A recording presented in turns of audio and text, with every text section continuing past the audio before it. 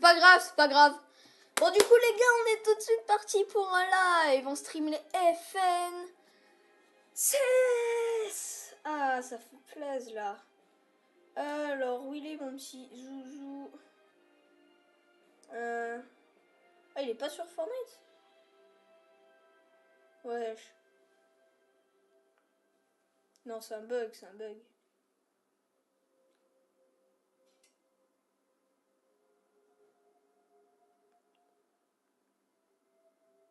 Il est pas quoi? What the fuck? Attendez les gars, je vais regarder. Allô, Zuma? T'es sérieux? Ouais.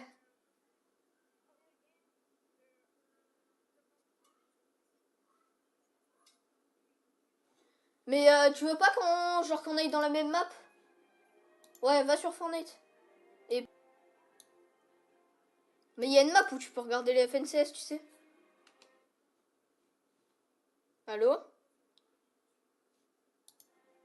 Wesh? Tu veux...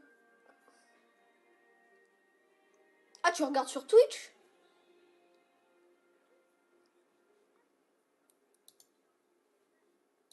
Pour faire quoi?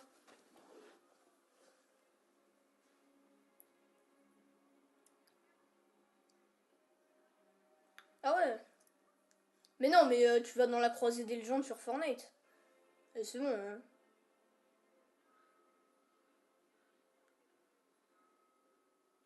Bon, vas-y, allez. Ok, je coupe Fortnite. Je coupe les Fortnite, vas-y. Ah, ok. Attends, je vais le réouvrir après.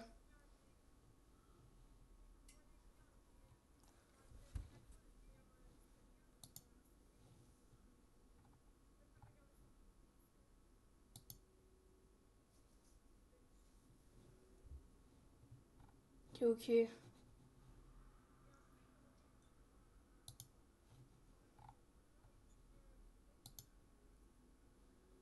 Very fun one to break down with the death. Janice and Vortex will be your game on winners. Ok, ok, il est avec Benji.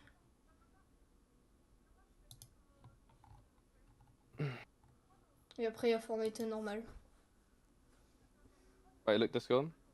I think it's tough, right? You know, we kind of like hinted at this time, a tiny bit at the top of the show, but when you're looking around all these names, man, there's just so much talent here in Europe that have made it to the finals. So it's just like trying to predict, like, okay, well, I know this duo does really well, and at this stage of the competition they were great, but now this other duo that we haven't seen because they qualified super early on is now going head-to-head with them. Like, we don't have data on that quite yet, right? Like, it's just so tough when there's so many good teams. It's basically impossible to predict, and of course, Game 12 tomorrow is going to be like, oh, it all comes down to the final moments, Zeke. Classic Zeke, always coming down those final moments of the last game, and I'm like, yeah, I'm aware. Like, it's just Fortnite. That's how it be. Into the next game, do we think...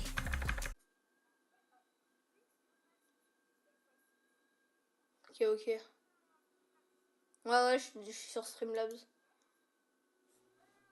In game 2, is it going to take a little bit longer to get going? What do you guys expect? Yeah, I think it's tough to say, right? A lot of the big names, we saw them all going down. Aqua going down very early, you know, getting held out in Storm there. Something that you wouldn't really expect too often, right? You know, Aqua, you know, one of the most experienced players all the way from, you know, coming from World Cup side. And the first game just wasn't there. You actually take a look at the replay here. You know, Noah and Aqua so late on this rotation and unfortunately not working out for them. A little bit painful to see. You also saw names like Queasy, unfortunately for Reese, you know, his big favorite there, them going down. And that sort of opened up the gates just a little bit for Pink and Anas. And, you know, we were watching the game before and we thought, wow, this is going to be game number 1, a win for Pink and Anas because there's no high ground teams left. Yeah, and you know, we set that up at the top of the show. We talked about the fact that there's so many good high teams in the lobby, and I think honestly, like, you know, obviously Pink and Anas being number, I don't want to say number 2 because I feel like Queasy and Hen are number 1. We're highlighting them, talking about how good they are. I don't want to say they're number 2. From them, there are, and this was like a classic play by them, right? This is the timing that we nearly always see from Anas and Pink. It's that second moving zone. It's when the high ground teams who've held it from the first moving, maybe even earlier in 5th zone, are starting to run dry on mats. It's really hard to get refreshed early on, and they went up for it. They tried for it at that point in time, like they normally do when they pick up a bunch of Victory Royales. But this time, you know, the height team was just a little bit too strong at that moment. And we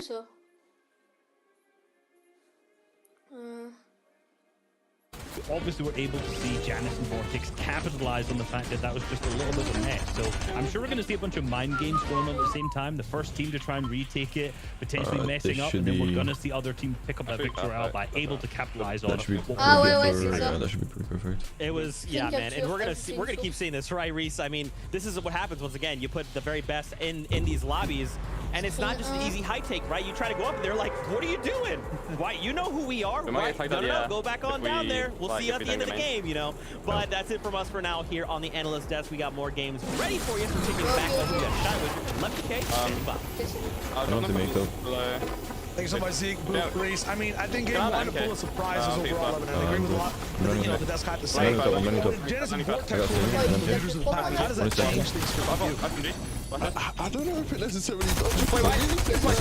Such a team, right? In terms of the way they interact with everybody, they've got really uncontested, which is very nice. Where they do sort of show you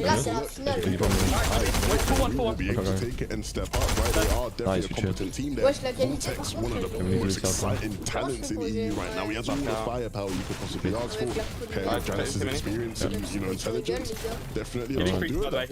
Yeah, EU also kind of had the desert curse overall when it comes to zones. I feel like for this one, it kind of blessed them. Kind of close. Non, pas ça, mais...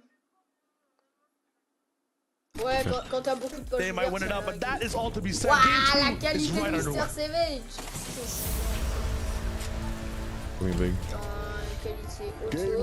Game number 1 was fun. Game number 2 about to be even. So much going on off spawn. A couple of the bigger favorites though didn't necessarily win it out how we would have expected. We're hopping in right with one of them, with Stash and Malabuka. They went down relatively early. And at least in the first part of this chapter, they were considered one of the more exciting duos to watch. They were winning a bunch of events, dominating everybody mechanically at the very least. So here up against Shmeki and Tyson, can they make this one a better game than their first? They have the shield advantage for now. They don't go taco. One guy goes football and one goes else. Tyson trying, I feel like the key to this last time was immediate pressure. And it was just a fast pitch. This time might be a bit slower. 2 games of a hindrance might not be too much in a 12-game format overall. You got to remember, you know, different thresholds for prizing overall. You're not trying to qualify for something now. You're just trying to have a very good, consistent performance. That being said, I don't want to leave everything up to chance and go 2 games down. Usually Mustache Malabuka very slow at switching up the playstyle, but they're getting mighty aggressive. Tazi has to just overbuild and overcommit to all his mats, and my man Malabuka is just a go for hopping in the air, frog-like motions on this roof, and he finds so many shots. Mustache also wins on his own from the top side, and that is a nice reversal, a quick wrap-up to an early game fight. Yeah, it wasn't just the loot advantage that they had, right, in terms of the shield. They also had shotguns, whereas you saw Tyson there, he only had the SMG. And against Malabuka Mustache, who no slouches mechanically, you want to have everything in your favor, especially going against them. And so they will go down, like you said, the reverse. We'll see how it plays out here over at Sleepy, though. Chapitz and City. We saw Chapitz going down relatively early. Last game, Avino and Joe ain't just got to worry about Chapitz and City. There's another team on the hill that's going to be popping off some shots. So this one might last a while. 2 teams who very top players, Shayo, but Sleepy Sound isn't going to be the kind of POI you want to be sharing in the finals. You want to have it all to yourself. Too many angles to track down. T-Ship's art skill. Talk about an angle side, a lower bridge here. They've been looking for a few shots. T-Chips is all in and not blocking his backside at all. Goes up into the open again. This is going to be even tougher. I've never seen this spot. My man is shot down, and there's 3 duels trying to operate and shoot their shot down. I'm not sure exactly what Art Skill's doing either, but he's in the air. Loot rain's down. It's Pablo and Swag who are clasping on this fight. Other duo rolls in and just jumps away using those spider webs. Merza and Lizen are the ones now who are on the back foot. Yeah, it's really interesting, right? Because Merza and Lizen, I don't think many people would have expected them to be in this area of the map, right? In terms of, you know, understanding who's going to be dropping in where.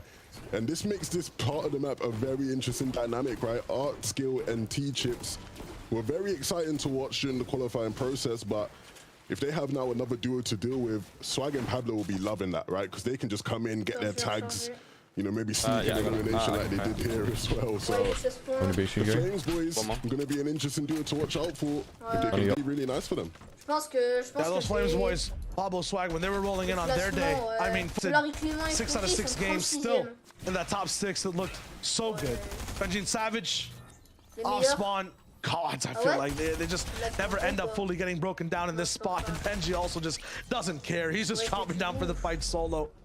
Yeah, and this is one thing that I won't understand, right? Chier ton frère. Cumulatif. Sûr.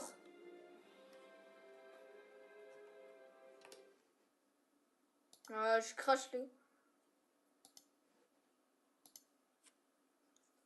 Bon, attends, je vais fermer Fortnite, je crois que ça me bouffe macro.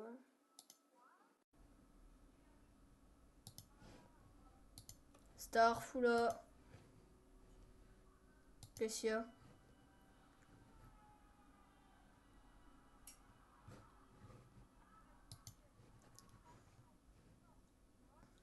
Mais grave.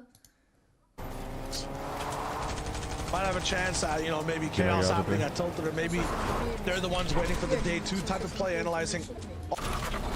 Although, shot down, unfortunately, from the front side while this is all happening. Joe is sneaking around the back for a pinch. He was taking a lot of damage and put his life on the line, and now this has to be worth something. Joe has to start maybe rattling a few shots of his own. But I see that ammo count. It's not looking too hot at all. Yeah, Vino got uppercut by the heavy shot, and you saw how much damage it did, right? Just that one pellet was able to just bring him all the way down, and it did slow down, right? You saw Joe was sort of swinging around the back to maybe look for a pinch, but they want to keep the control of this fight in terms of the pacing, right? So they're just going to sit here in this box. You can see now with them slowing things down, inviting other teams to sort of get involved.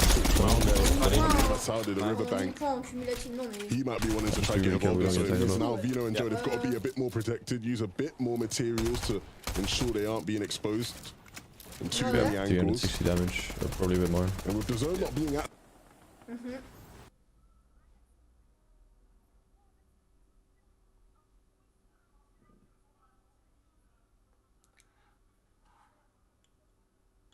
Ah, ok. Waouh, comment il lag leur stream.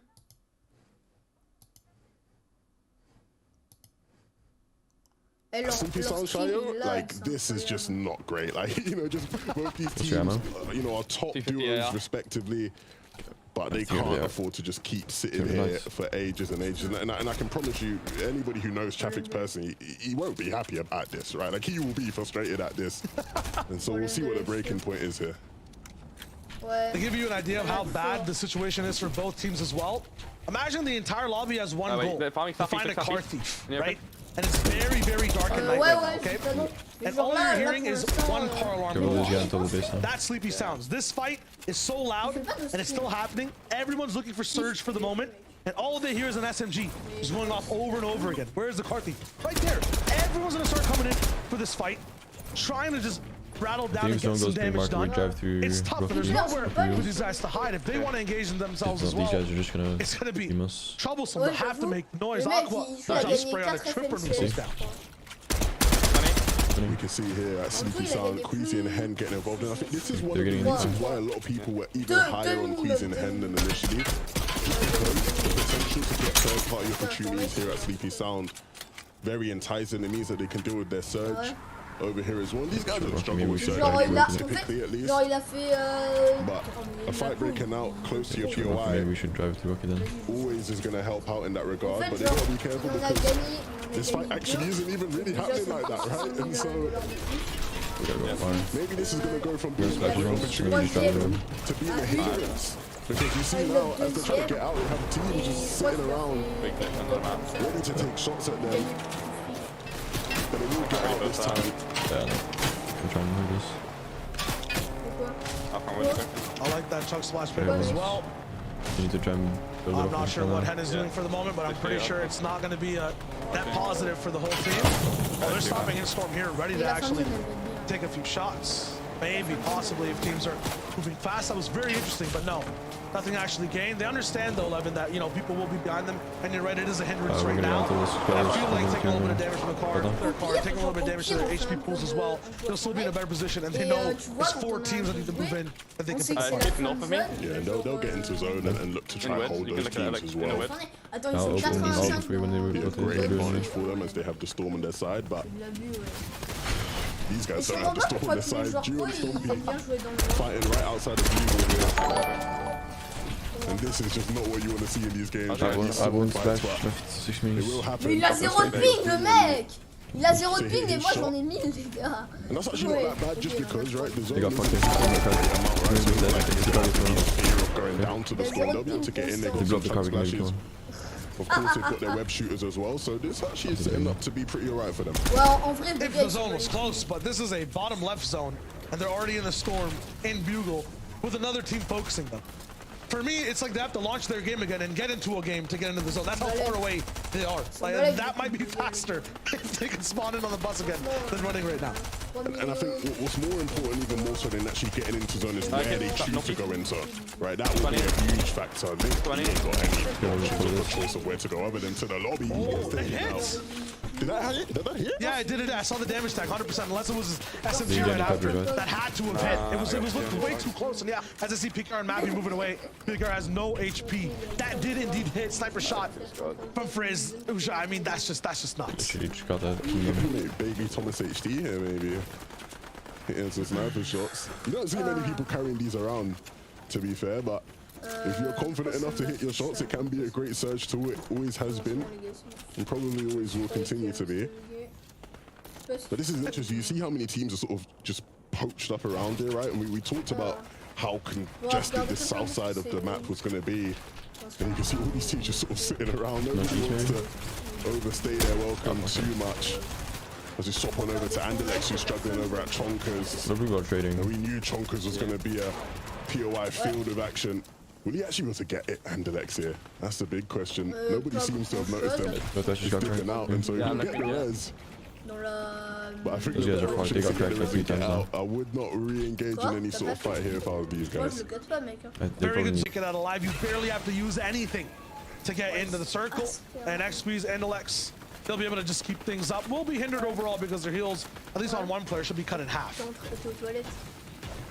Yeah, but the big thing is here, they obviously can use that shield keg to put them back up.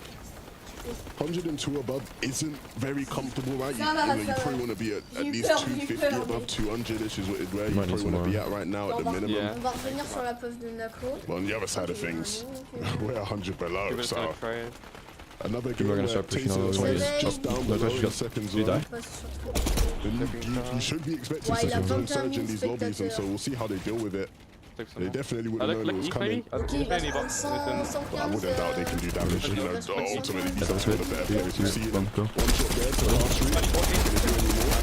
Yeah, I did. I need a big. No, il va Actually, yeah, we can wait. Try, but I'm not sure they understand who they're upsetting. I think any That's the car.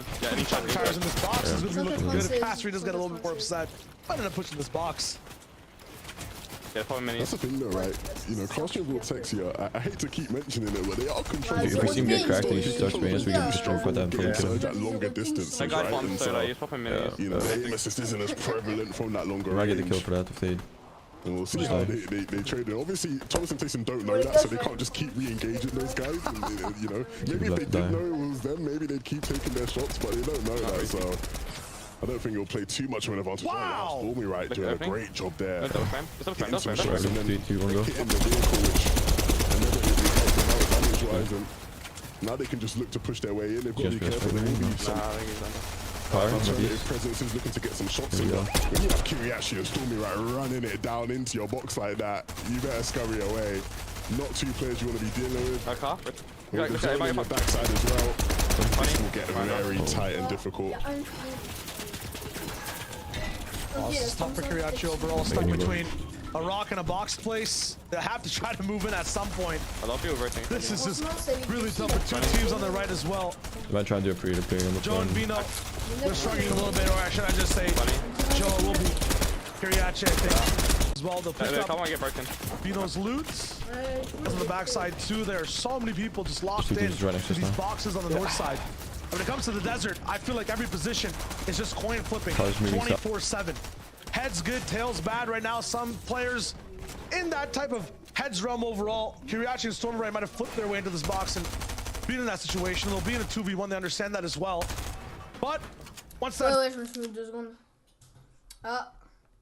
zone starts to pull, we'll be in that tails territory very soon.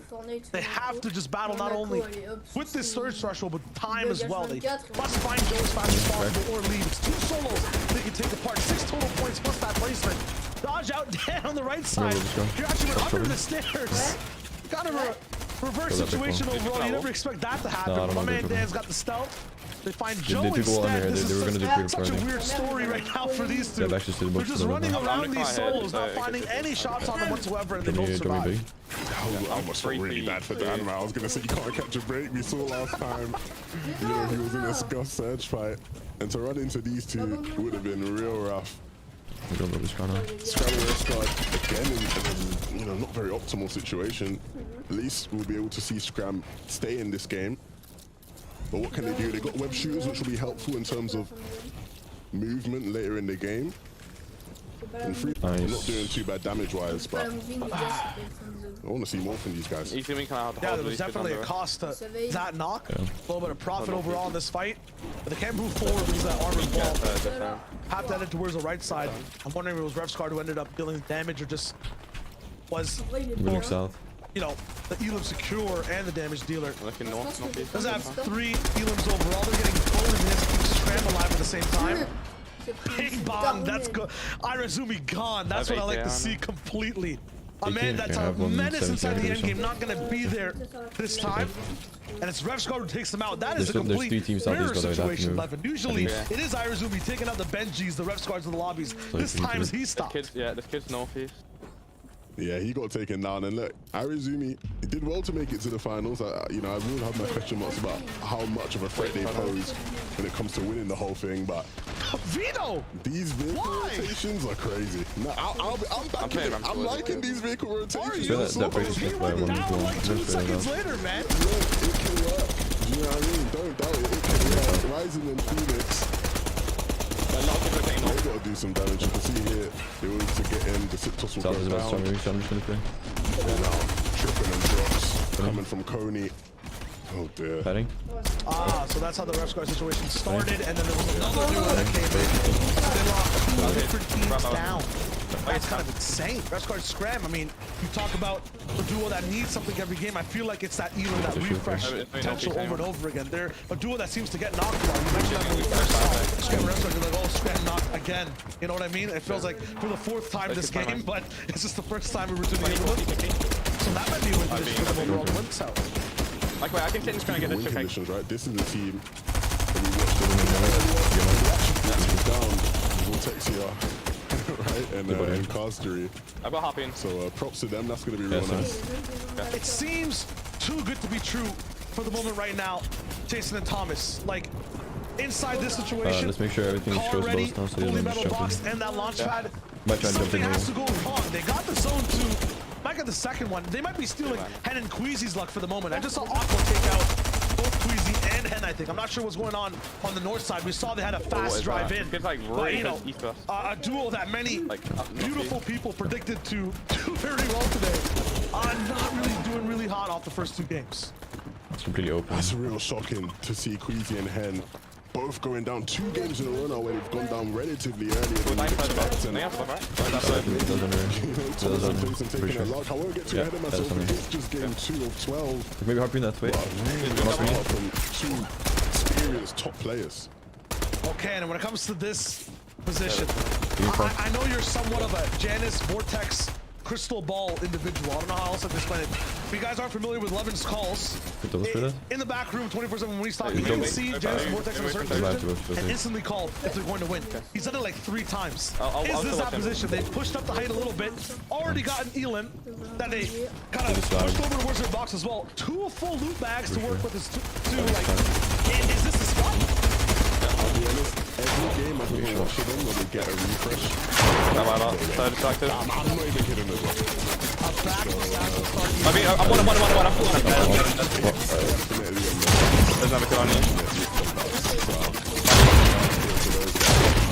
Bro, it's so dumb! This fucking game, bro. The max loot. You saw And we have no the fucking loot there as mobility well, out of I half believe. of Tilted. I think Vortex Oh had my some god. splashes as well, so you know they're looking good. Oh god.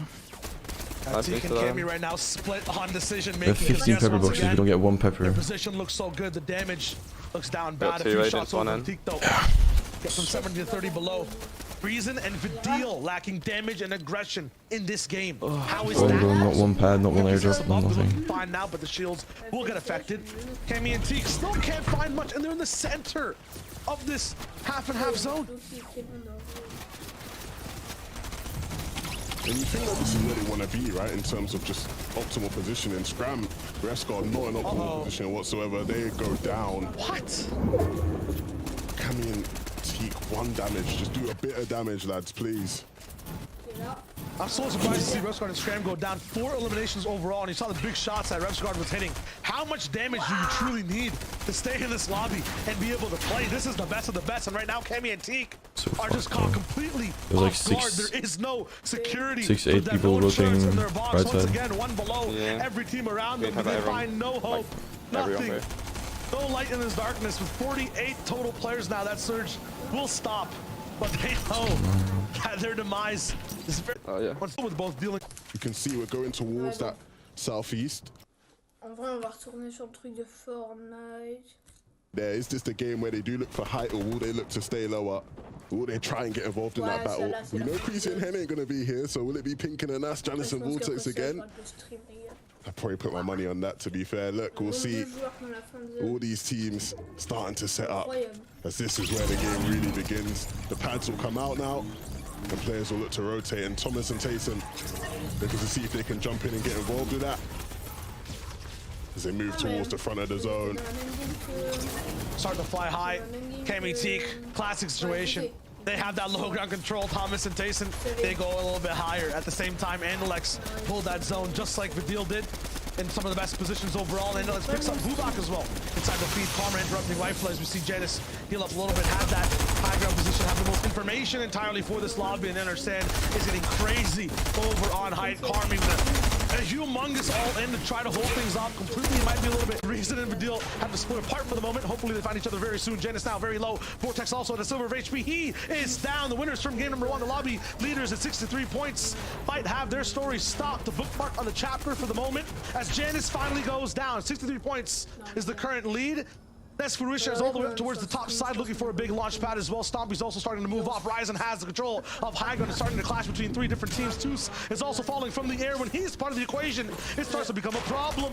Karmi looking for the solution. Sees a little bit all around him, but he's still confused. Where's his teammate? Where is everyone on his screen? He doesn't know. There they are. Double layered height. It's multifaceted. It's looking good. They're going to be careful though, because there's still going to be teams second height, lower down, who will look to try and take it. We are getting to that stage of the game where some of the better teams will look to fight it, and this is a fight happening on the mid-ground. Tayson looking to find the control. He gets the edit and he gets the shot as well. They will find the elimination. Vidil and Reason though will move towards the front of the zone. They need a couple eliminations for them. On any doors, he's pushing straight in with that SMG. Picks up a vital elimination to keep Thomas and himself inside that lead. Meanwhile, Cammy, he's the only person operating without a teammate, without a partner. Duelist inside this format in the end game. In the sands, it's going to be trouble. You might end up sinking.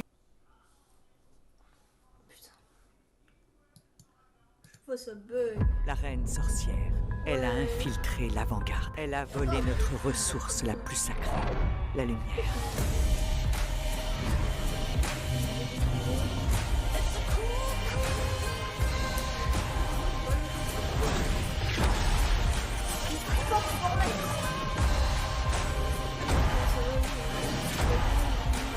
Quoi qu'il en soit, je vous aurais prévenu.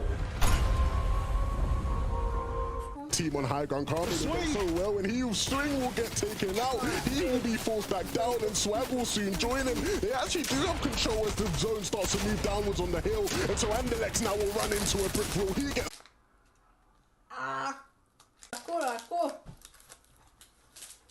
J'aime ma connexion.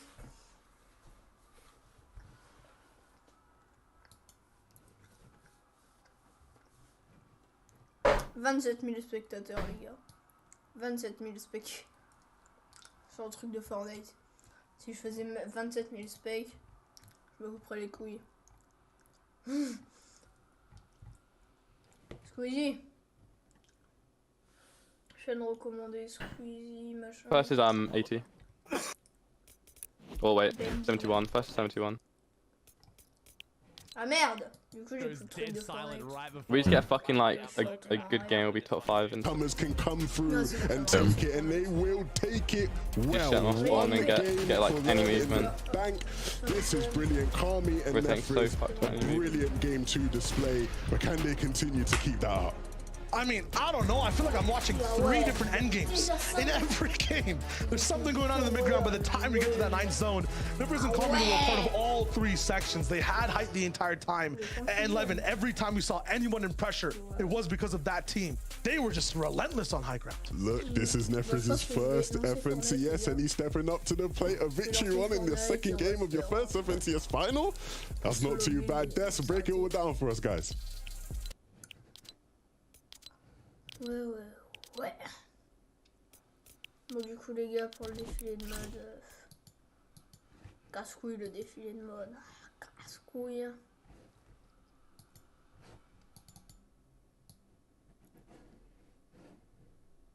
Même pas ouvrir Fortnite, les gars, Mako. Bon, ouais, je pense que je vais cut le live ici. 2 spec. 0 commande. Je sais pas, c'est peut-être Mako. Hein. Ça capte pas les commentaires.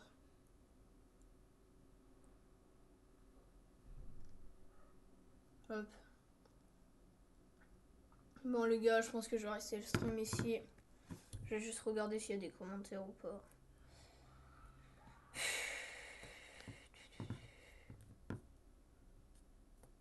Tellement une mauvaise cause, c'est incroyable. Ah, Fortnite s'ouvre, merci. Ah, il s'ouvre 2 fois, Fortnite. What the fuck. Ok. On est 1 si vous avez l'écran noir, c'est normal. Capture, ajouter une source.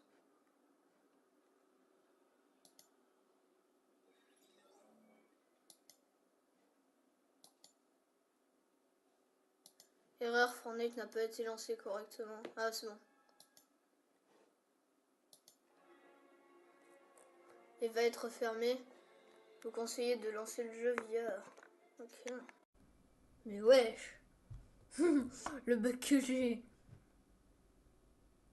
Bon bah. Du coup les gars. Je vais juste regarder les commentaires. S'il y a quelqu'un qui veut que j'ajoute en ami ou quoi. Vous voyez le bail. 2 et mes comptes. Bola, Sio. On t'entend pas? On m'entend pas? Ouais bon.